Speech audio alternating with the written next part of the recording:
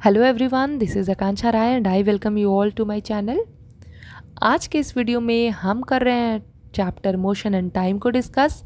इस चैप्टर का explanation part भी हम पढ़ चुके हैं एंड इस चैप्टर का एक्सरसाइज क्वेश्चन आंसर भी हम कंप्लीट कर चुके हैं। आज के इस सेशन में हम डिस्कस करने वाले हैं all the important definitions of this chapter. समझ चुके हैं, हम सारे टर्म्स को समझ चुके हैं, तो बहुत ज़्यादा हम एम्फसाइज नहीं करेंगे कि एक एक टर्म को वापस से समझें, लेकिन हाँ एक एक हम लोग थॉरो डिस्कशन करते चलते हैं। सबसे फर्स्ट टर्म जो है वो है मोशन। क्लियर? मोशन तुम लोगों को बता चुकी हूँ। Any object is said to be in motion if its position with respect to its immediate surrounding changes with time. तो इम्पॉर्टेंट है चेंज वर्ड पे फोकस करना। क्लियर? रेस्ट पे आते हैं। An object is said to be in rest if its position with respect to its immediate surrounding does not change with time। तो focus किस पे करना है? does not change पे। ओके, नेक्स्ट पे आओ, relative motion। तुम लोग पढ़े हो मोशन इज relative, एक टर्म बुक में जो मेंशन है। तो क्या है, जब भी हम किसी ऑब्जेक्ट का मोशन किसी दूसरे ऑब्जेक्ट से कंपेयर करते हैं तो उसे हम कहते हैं relative motion.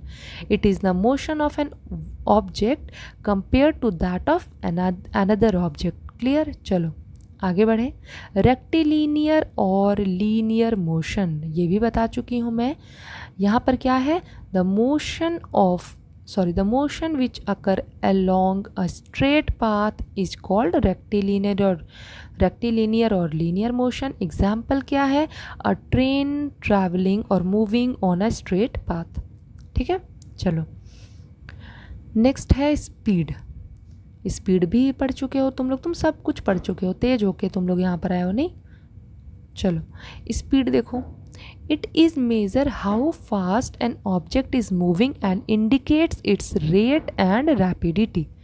formula for speed is equal to, देखो फॉर्मूला मैंने एक्स्ट्रा बता दिया है डेफिनेशन का, क्योंकि ये चीज़ें तुम लोग को याद रहनी चाहिए। क्या है, distance by time and SI unit of speed is metre per second. Okay, now moving to uniform motion. When an object is said to be in uniform motion when it moves along a straight path and covers equal distance in equal interval of time।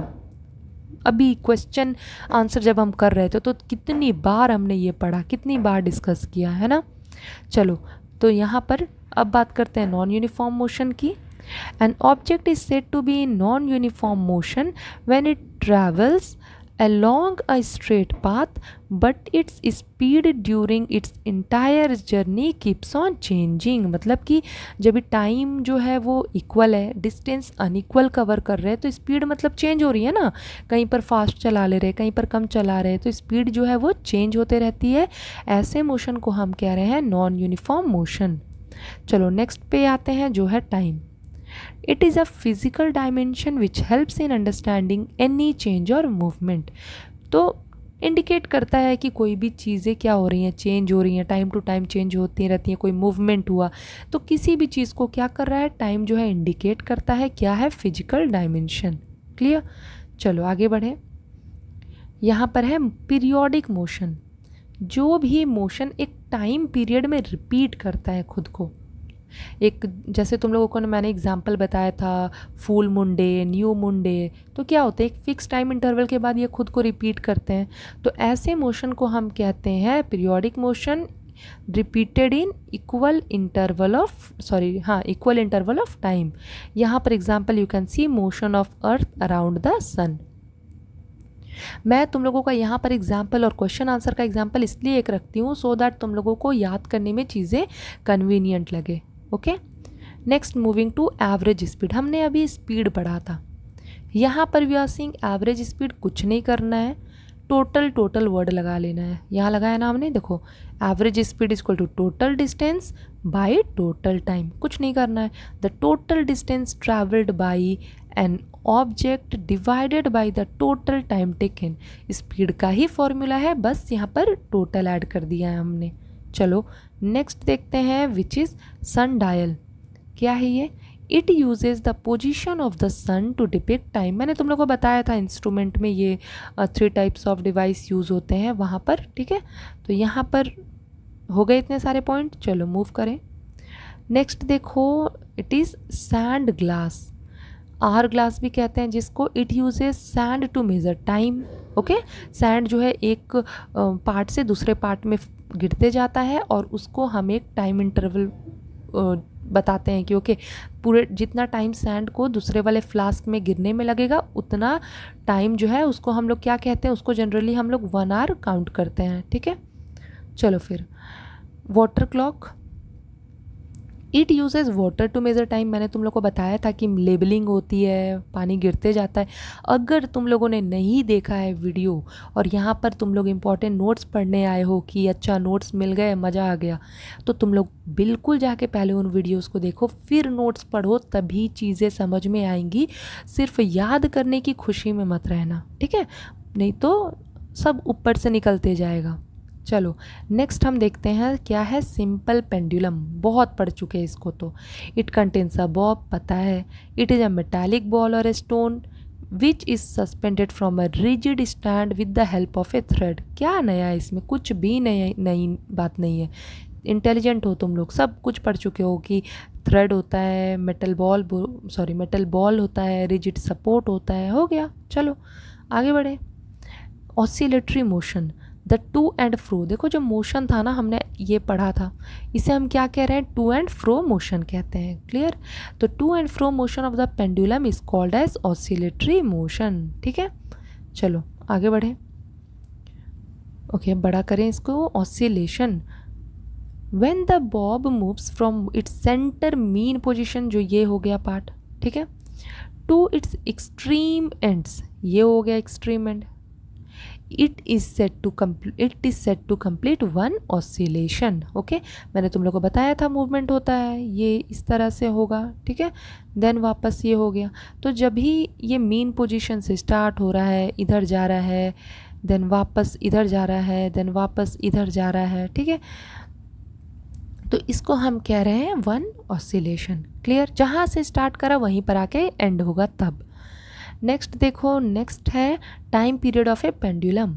तो यहाँ पर क्या है, the time taken by the pendulum bob to complete 1 oscillation is called its time period, clear है।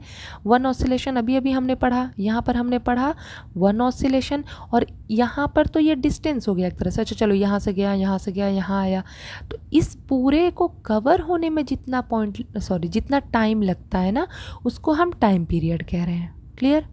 चलो आगे move करते हैं। यहाँ पर देखो है स्पीडोमीटर, पढ़ चुके हैं। It is a device which is used in vehicles which measures the speed in kilometre per hour, ठीक है। नेक्स्ट देखो क्या है odometer. It is a device which measures the distance. Speedometer speed measure करता है, ओडोमीटर डिस्टेंस मेजर करता है। Travelled by a vehicle in metre और kilometre, clear. Distance time graph देखते हैं। A graph which represents the distance traveled by an object with respect to time। हम लोग पढ़े हैं ना ग्राफ की, ये ग्राफ हो गया तो इधर डिस्टेंस होता है, इधर टाइम होता है, ठीक है। तो यही लिखा हुआ है कि graph which represent the distance travelled. और अगर हम इसका जो भी बनाएं, किसी भी फॉर्म में हम ग्राफ बनाएं, हम ऐसे बनाएं या फिर हम इस तरह बनाएं या फिर हम इस तरह बनाएं, जिस भी फॉर्म में बनाएं, ये क्या रिप्रेजेंट करता है, ओके रिमूव कर दे, हाँ, क्या रिप्रेजेंट करता है, डिस्टेंस टाइम ग्राफ को, ओके। यहाँ पर देखो शेप दिया हुआ है, शेप एज इन मैंने लिखा है तुम लोगों के अंडरस्टैंडिंग के लिए। The shape of the distance time graph can be of following, straight line, ठीक है, या पैरेलल टू टाइम एक्सिस, या कर्व शेप। स्ट्रेट लाइन जब भी यूनिफॉर्म मोशन है, पैरेलल टू टाइम एक्सिस तुम लोगों ने ट्रक और कार का एग्जांपल पढ़ा है ना, मैंने तुम लोगों को बताया था, याद करो। तो वहाँ पर स्टेशनरी था, ऑब्जेक्ट पार्क में लगा हुआ है या ट्रक खड़ा है, ठीक है। कर्व शेप जब भी object non uniform motion follow करता है तो वो क्या हो गया, कर्व शेप हो गया, क्लियर।